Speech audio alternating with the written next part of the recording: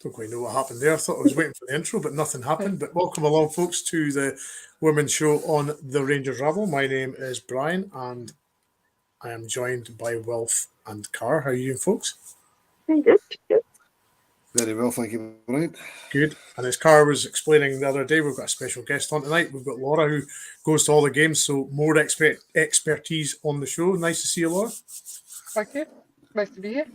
No problem. So we're reacting to the fixture that was on yesterday, Rangers 2, Hibernian 0. Carr, you were obviously at the game with Laura.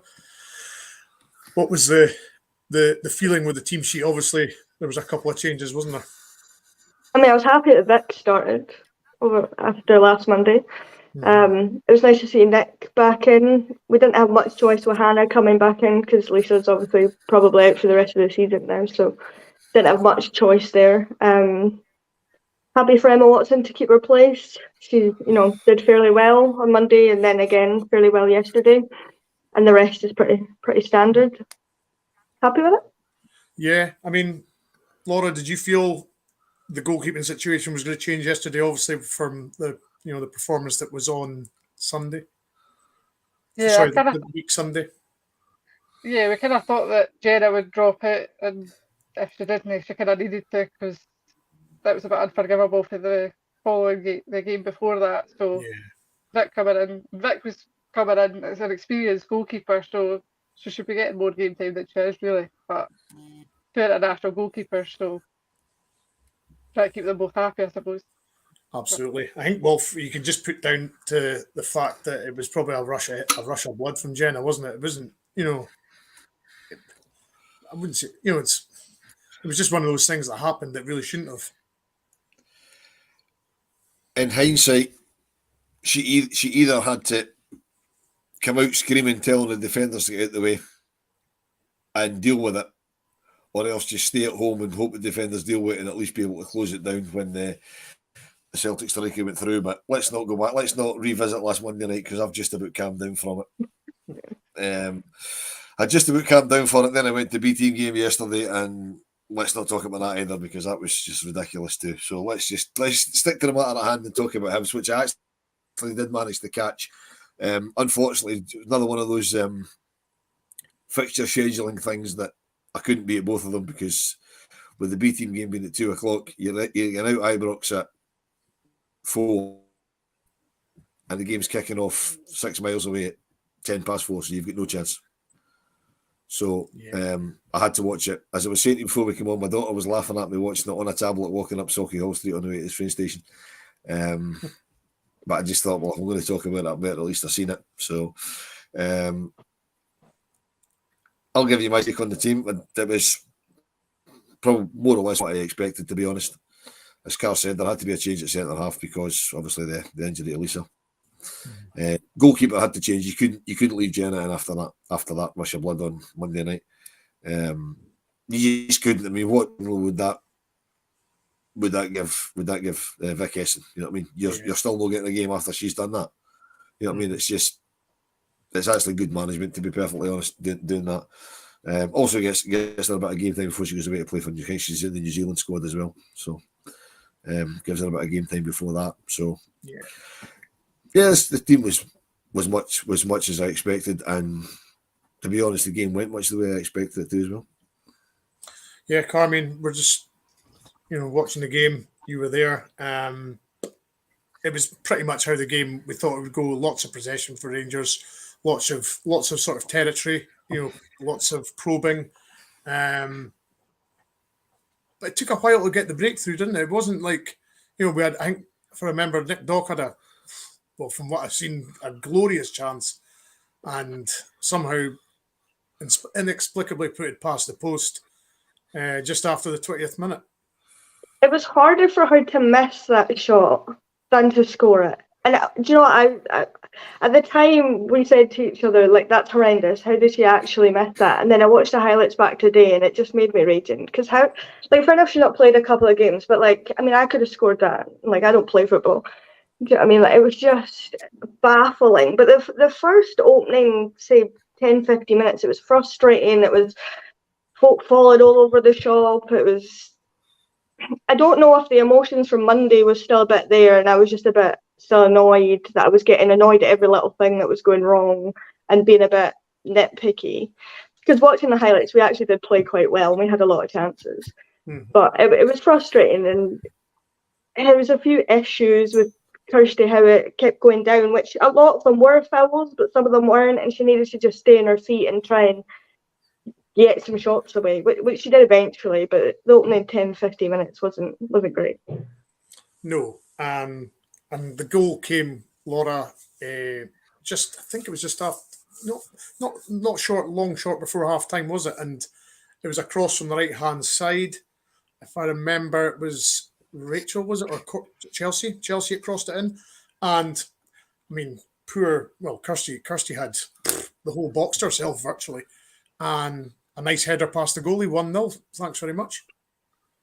Yeah, it was a really goal, because it was obviously it came from Rachel, who's been coming into a good bit of form recently, just at the right time, to be honest. And then Chelsea as well was really good yesterday. I think she got player of the match for BBC Alba, which was well deserved.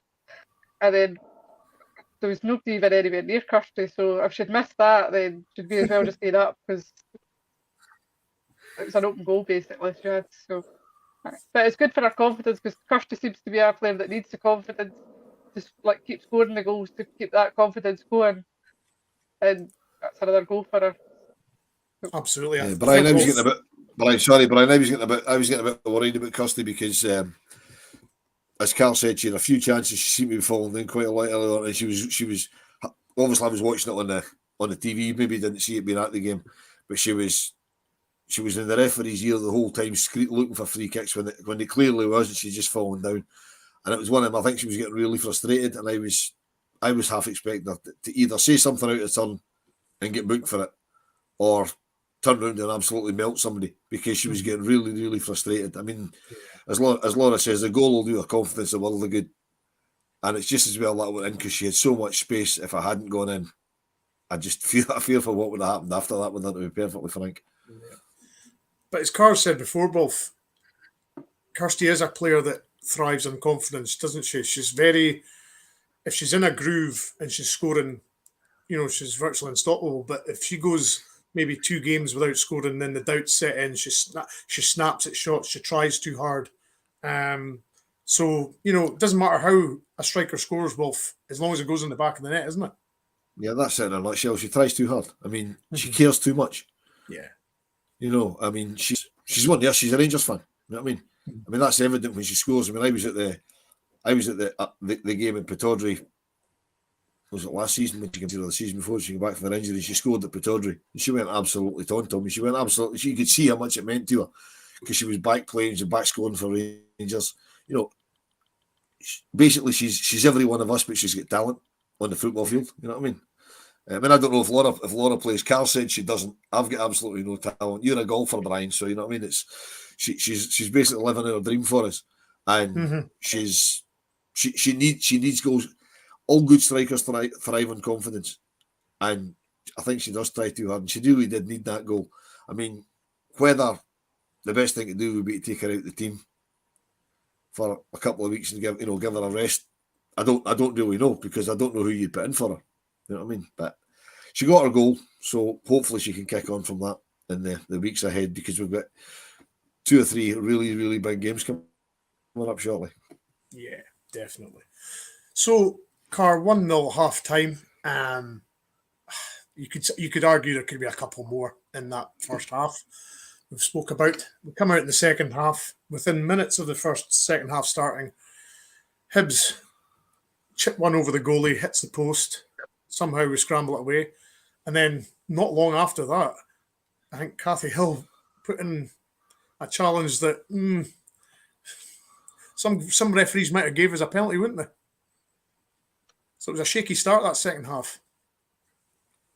Don't really know what challenge you're referring to. I know that the Hibs chant came from nowhere, really. Like, before that, Emma Watson makes a great run in, and we nearly score, and then they just have all the space in the world. And I mean, lucky for us, she wasn't very good, and She put it wide, it hits the post, and Vic takes a sore one off the post. But it was a bit frantic, wasn't it? It was a bit all over the shop.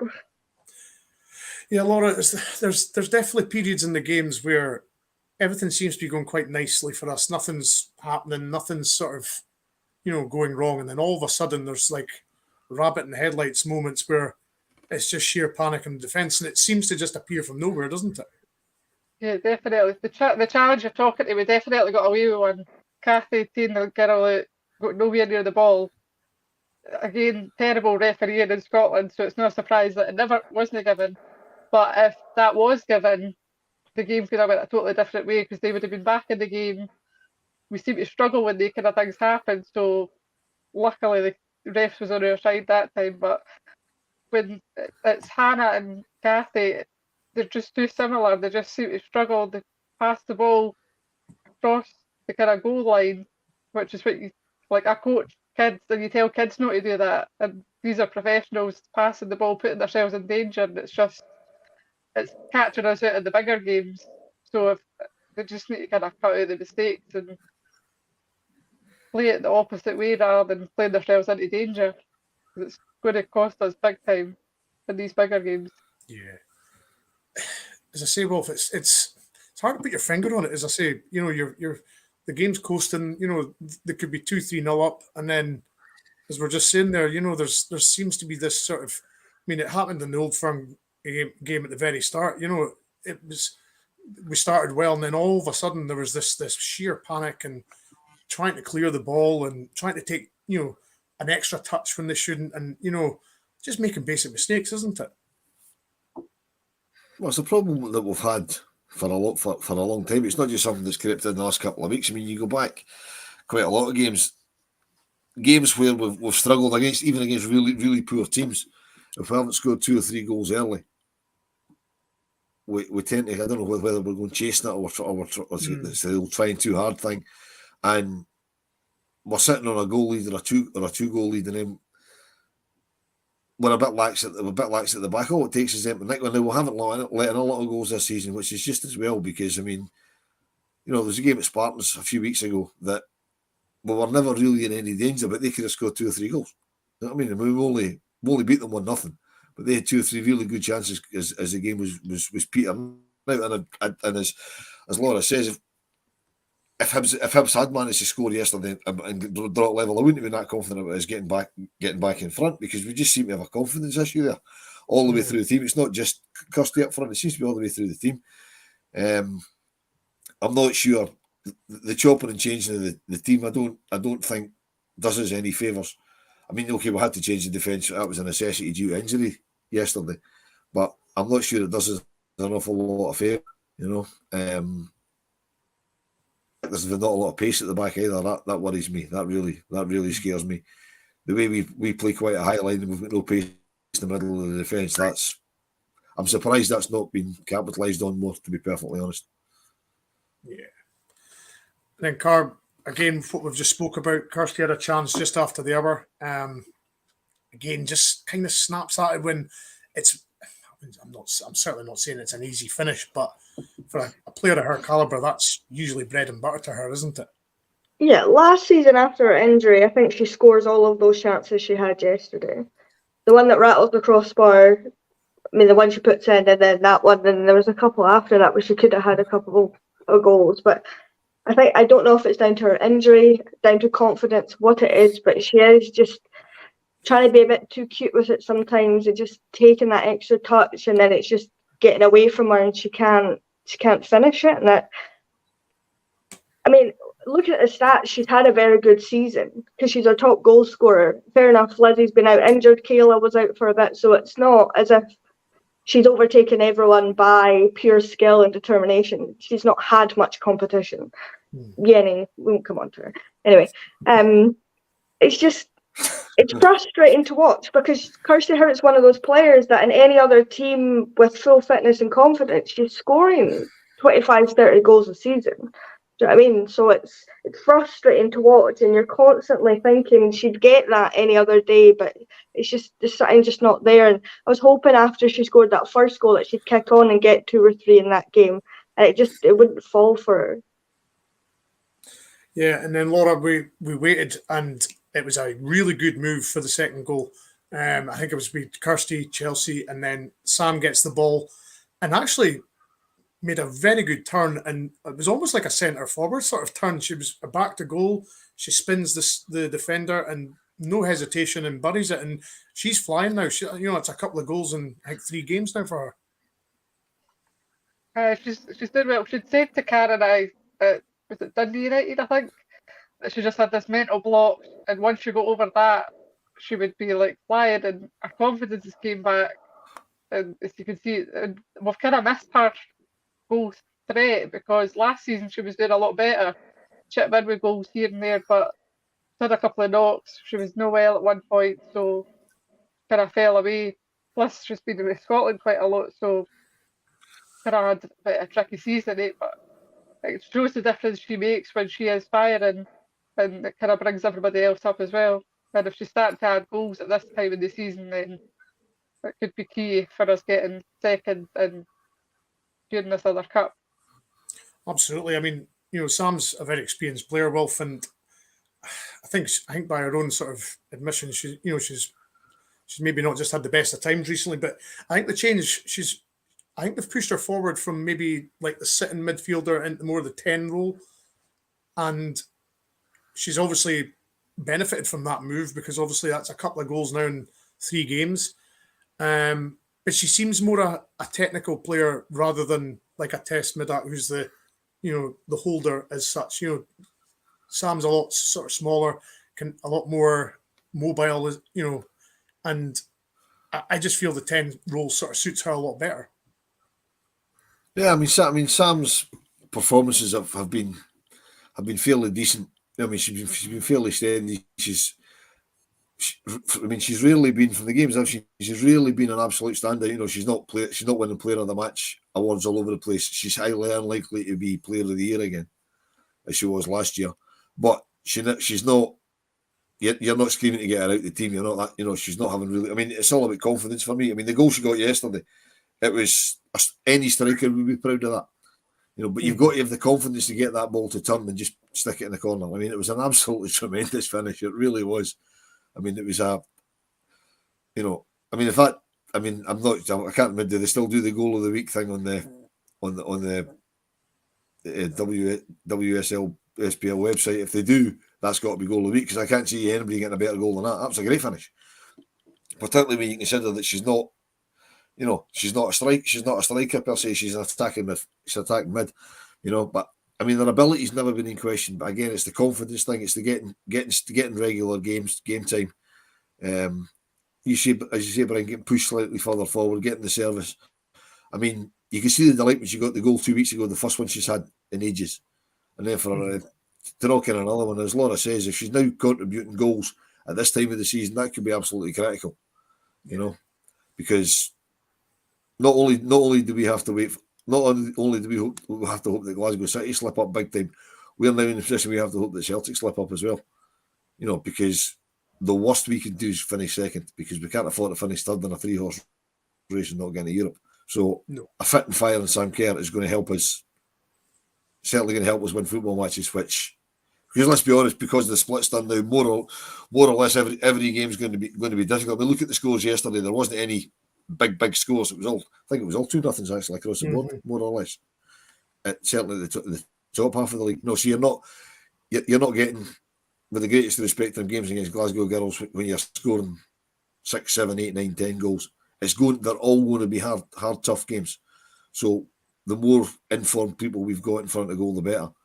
As we say, hopefully Kirsty's goal gives her the confidence to score some more. Sam seems to be flying in front of goal now. That's 2 and 3 for somebody that hasn't scored all season. I mean, that's good going, So hopefully we can just get other people doing that as well. And I mean, they've got a week now, so that'll give them time. Some of them time to rest up. Although half the teams in the Scotland squad, so which I'm not particularly over the moon about. Great for them, but I'm not really. Unless them all to get called up. I mean, what was it? It was 7. It's now 8 because Chelsea got called up today. But we'll get on to that. Yeah, and I'm just trying to find the squad list. 8 players. I don't know if they've actually announced. I'm trying to see if they've announced it. Oh, here we go. So the Rangers players that got called up was Jenna Fife, Nicola Docherty, Catherine Hill, Rachel McLaughlin, Sam Kerr, Brogan Hay, Emma Watson, and then latterly we had Chelsea Cornet. I mean, 8 players. I mean, it's a nice quota to have. I mean, it's a lot for one team to have in one national team.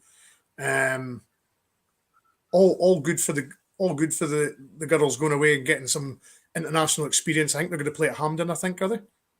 One game. Yeah, they play down in London first at Wimbledon's ground, and then they've got a game against Costa Rica against Priscilla Chinchilla at Hampden. So it's good. And most of the other girls are away with their countries as well. Kayla's away with Jamaica.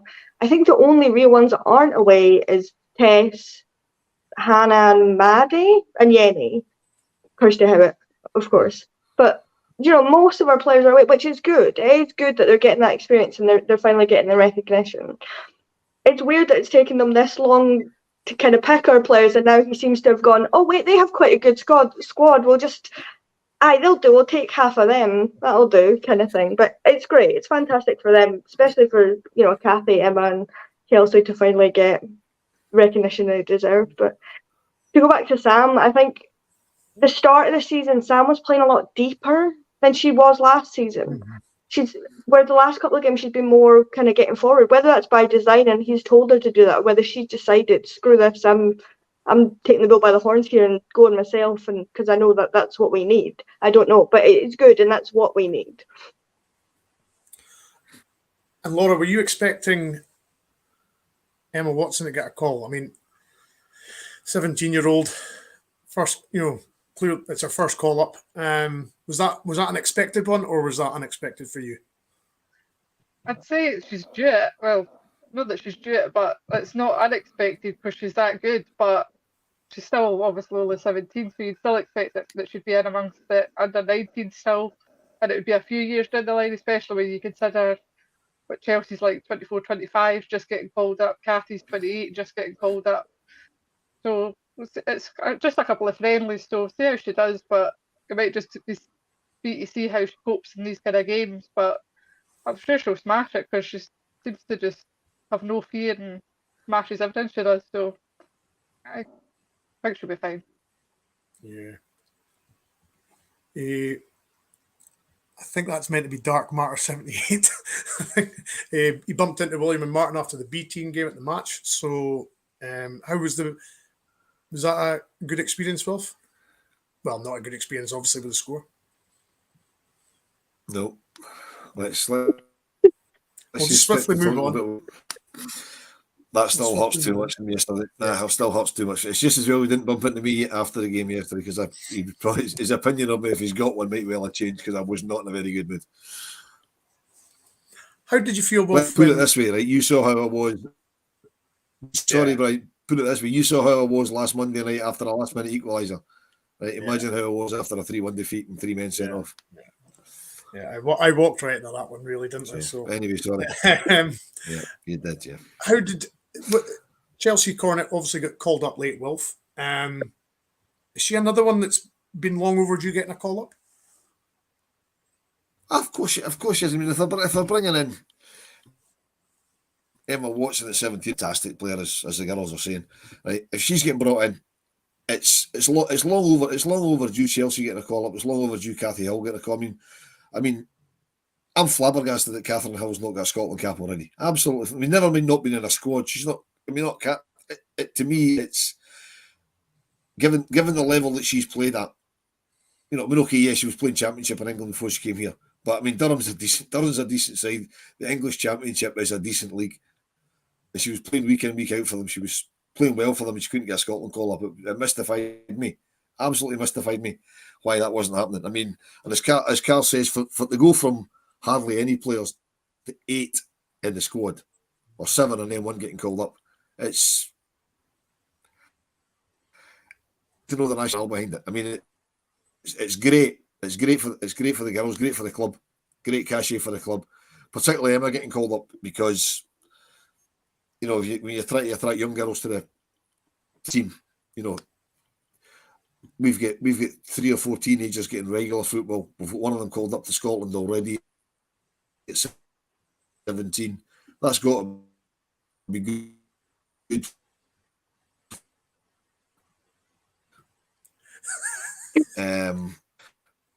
So yeah, I mean that's a few there, because I all sort of went a wee bit spinny. It's great, but I don't know. I've got my own theory about why 8 of them are called up, and I don't want to go into conspiracies here, so we'll leave that one alone. Just given the time of the season it is, and they're playing a lot of football, etc., etc., etc. But it's great for them. Hopefully, the 3 uncapped players at least get some game time and get a cap. Now, I mean, Emma will get loads and loads of caps going forward. She'll end up with dozens and dozens of caps. Hopefully Kathy and Chelsea get at least featuring in at least one of the 2 games coming up, and then move on from there into the more competitive games. We'll see what Scotland are saying after that. Yeah, I mean, Carr, there was, as Wolf was saying earlier, the results were quite close this week. I think Glasgow City were away to Hearts. Celtic was away to Partick, I think. So, it just seems to be all the other teams are maybe slightly catching up on the sort of the bigger teams, the bigger 3 as such. Is that how you see it, or do you see it slightly differently? No, I do. I think Hearts have massively improved this season. At the start of the season, I thought Hearts and Hibs would be the 2 that would be, challenging the most, the top 3. I mean, I was obviously very wrong about Hibs, but Hearts have certainly done very well, and it's especially in the last few months when they brought in new players. They've really improved a lot, and they did. I didn't watch the game obviously because I was at the Hibs game, but it seems like they did offer a lot in the game against Glasgow City, and it wasn't just a case of they were steamrolled by them. So it's encouraging to see that it's happening. Partick did give Celtic a bit of a game from what I saw, that they were just unlucky that they couldn't hold defensively strong enough to withstand the pressure that Celtic can give them. But there is a lot of teams there that are now improving, and the league will improve because of that. But from a Rangers point of view, we need to improve. We can't stay where we're at and just let everyone else catch up, or it's going to be the case of we are going to finish 3rd and we're going to become the laughingstock of the top 3. Yeah. Well, Laura, next week's fixtures, the 16th April, obviously with the international break. The next fixtures on the fixture list are, I think it's the big 2 playing. It's Glasgow. The top 2 just now, Glasgow City and Celtic playing each other on the. I think that's a Saturday. Yeah, and we play Partick 15th, the Saturday. Yeah, and then we play Partick on the Sunday. So something's going to give next week. Win, lose or draw, whatever way the result goes, we're going to catch up hopefully with one of them, whatever way the fixtures, how the results pan out. Yeah, definitely. It depends who. It's like the lesser of the 2 evils. You kind of want, if anything, City, you'd rather them win it than end up helping Celtic out or whatever. But it'll just depend. It's the top 3 teams.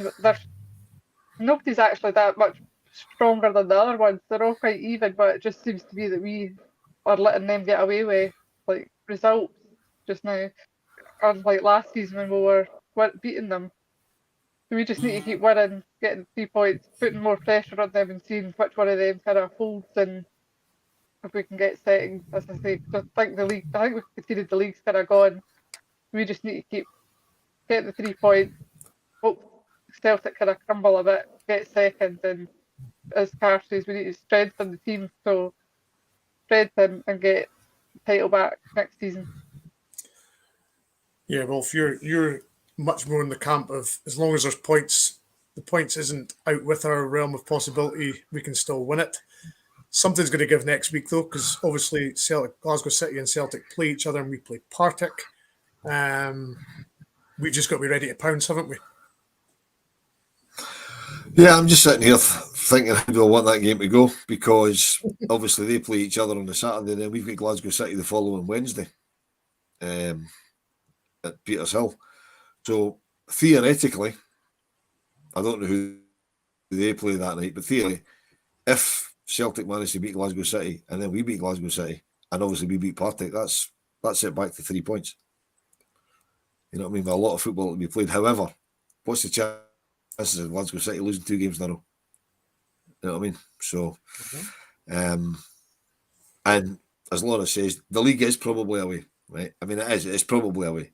It's not, because we can obviously still win it, but they'd need to collapse. They would need to absolutely collapse, and I can't see that happening.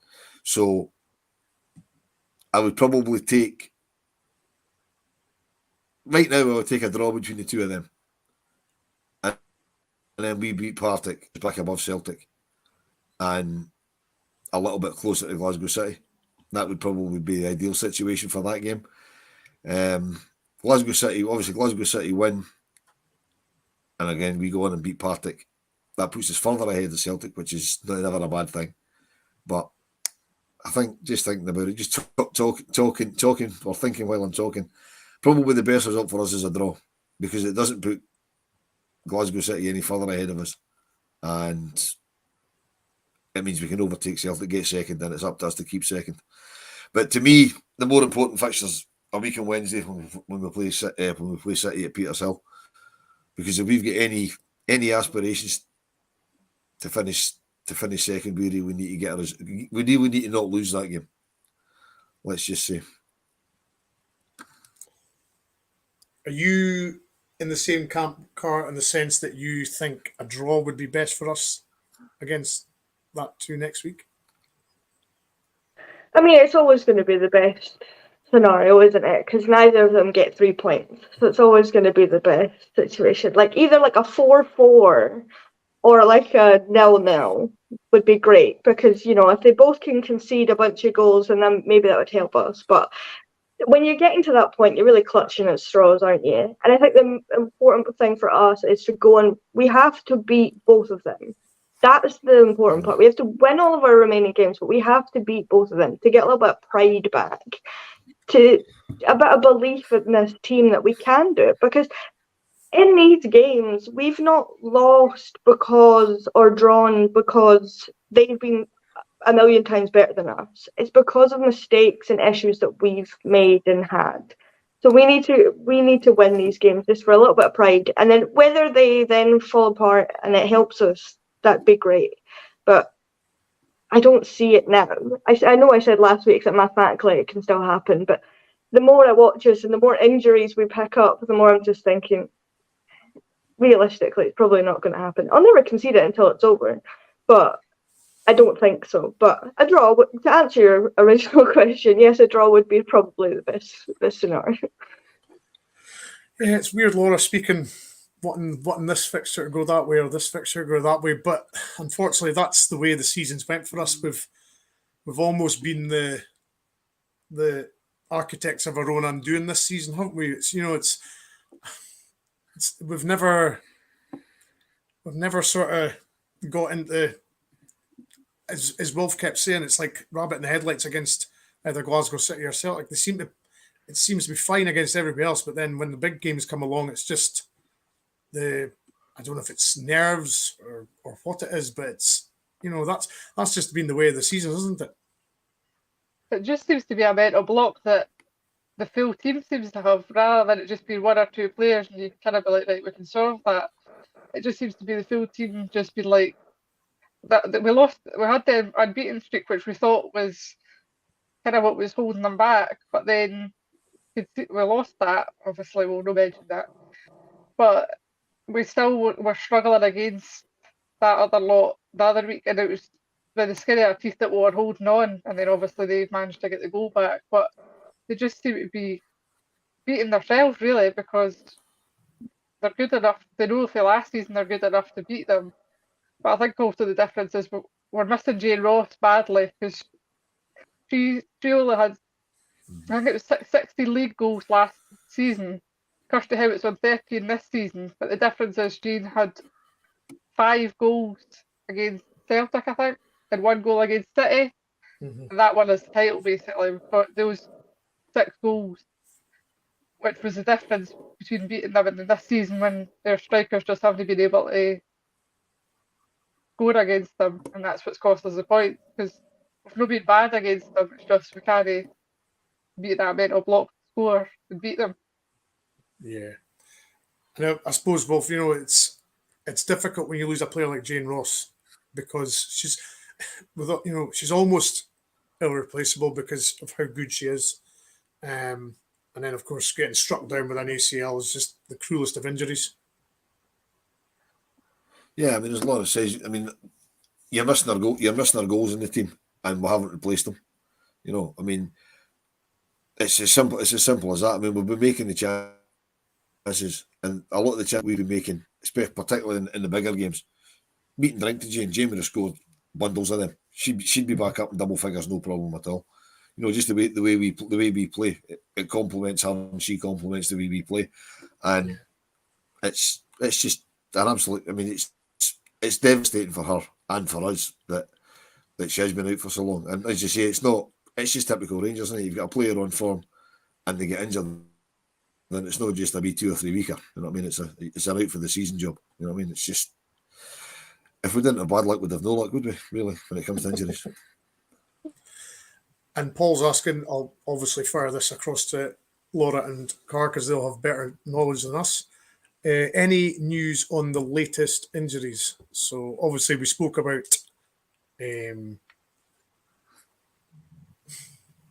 mental block there. Jane Ross. Lisa. We just spoke about Jane Ross and Lisa. ACL. So she's obviously not going to return until next season.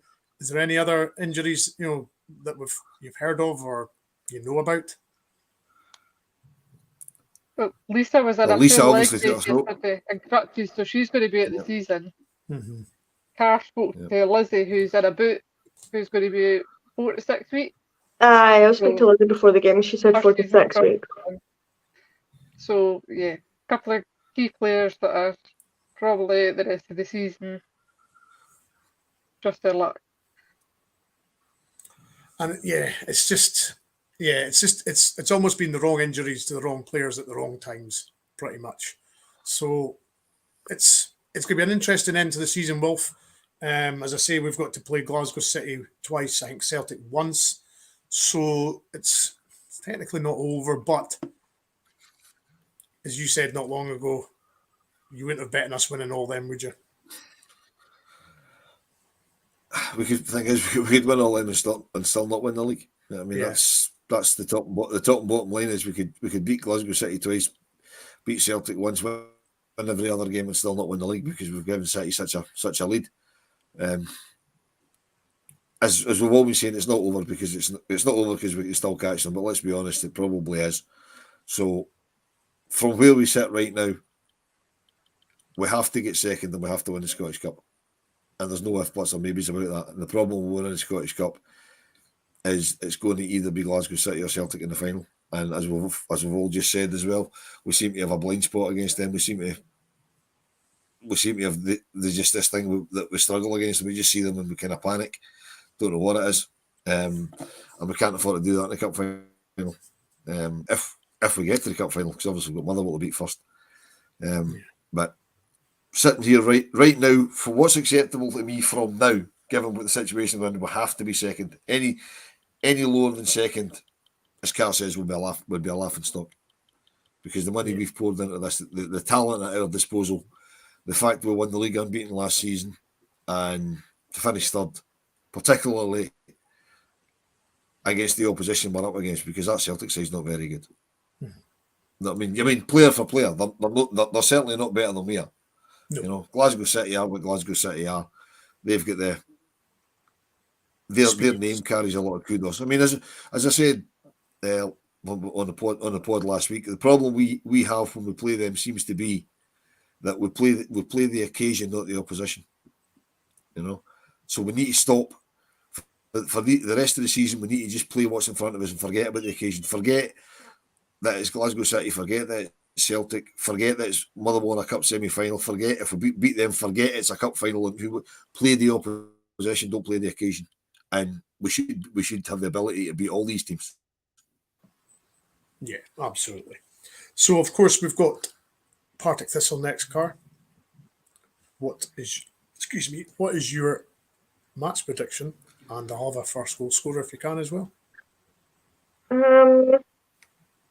I mean, normally it's like a fair 5-6 occasion, but right now, after yesterday and our seeming inability to take all of our chances, I'm going to go conservative 3-0. I mean, you can pick any of them, can you? I mean, probably Kirsty Howard, just because, I mean, it's not going to be any, and Lizzie's out, so.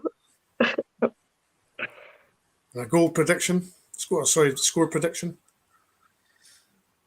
She said 3-0. 3-0. 3-0, sorry, I didn't. Okay, that's fine. Very conservative from Car. Normally it's a bit higher. Laura? You can tell Karen and I spend time together because that's exactly what I was going to say. 3-0 Kirsty Howard to score. And a first goal scorer? Kirsty Howard, hopefully, she's confident enough to fire us into the lead. Excellent. And Wolf? I'll settle for a win. Right now, I'll just settle for Rangers winning the game. But if you're going to press me for a result, I'll be a bit more confident. I'll say 4-0. 4-0. And first goal will come from. Who's going to score the first goal? Let's go throw in a bit of a curveball. And we'll go for Kirsty McLean. There you go. How's that? Kirsty McLean. For first goal scorer. Nice. Paul's went 5-0 with Sam, first goal scorer, so he's thinking she's going to keep her goal scoring run going. David D is 4-0 Megan Bell. We were. Need before late goals in. 4 goals in 5 minutes. And a fresh team after the break, let's say 7-0 Brogan first goal. So there you go. All right, Alan. Come down. There's some Yeah, big scores that'll flying do in now. I'll probably go. Thinking yes, but I'll go with the one that's not been mentioned yet. I'll say 6. And I'm going to say Tess Middock. Don't know why. Just free kick or something. Maybe. Set piece.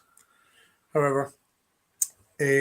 So that's us. So we'll be back. I think we're going to have a wee break now because obviously the internationals. Before we go, Brian, can I explain this to everybody before we go? Because Martin couldn't get a hold of it. And I gave it a quick one at the end of the pod just before this. So the plan going forward is the first Monday of the month, we do this on YouTube.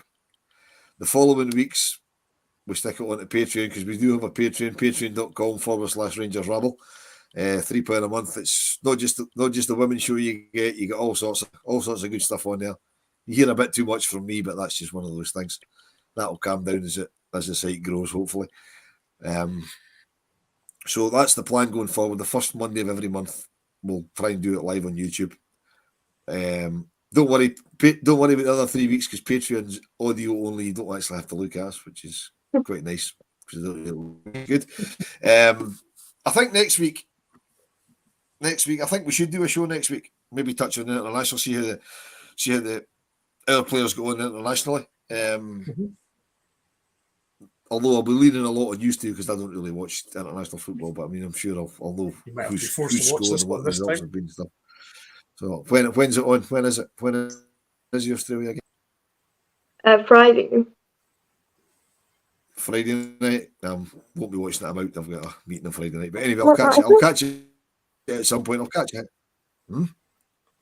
Is it not on at like 1 o'clock in the afternoon or something? Well, even then I'll be working, so whatever. But Anyway, I'll catch you at some point. The Australians, isn't it? Yeah, I'll catch you at some point, and then it's the Tuesday night. Is it Tuesday night Hampden against Costa Rica? So that'll be after we record, but that's okay. We can catch up with that. Are you going to that, Car? Because you were talking about maybe going to that. Yeah. Good. Me and Laura will be there. You going to that, Laura? You going to watch? Yep. Yeah, good. Good. Hope you're taking the flags with you. Or the Scotland appropriate one anyway. Brilliant. So much again, as usual thanks to Wolf and Carr. And thanks for Laura for coming on. Hopefully see you again. Yeah, huge thanks to Laura. Yep. Yeah, absolutely. More knowledge on the pod, and because obviously you girls know a lot of the players quite well and speak to them a lot, so it's nice to get your knowledge and some insight that maybe not everybody else will get. So it's much appreciated. And thanks to everybody for commenting on the comments. It's been very much more lively than it normally is. Hard keeping up this one just a little bit, but thanks anyway. We'll be joined. Well, as I say, we'll try and fix something in before with the internationals just to check in to see how everybody's getting on. But that'll be on Patreon, as Wolf says, because we're going to be live once a month at the first Monday of the month. So thanks again, and we'll catch you all very, very soon.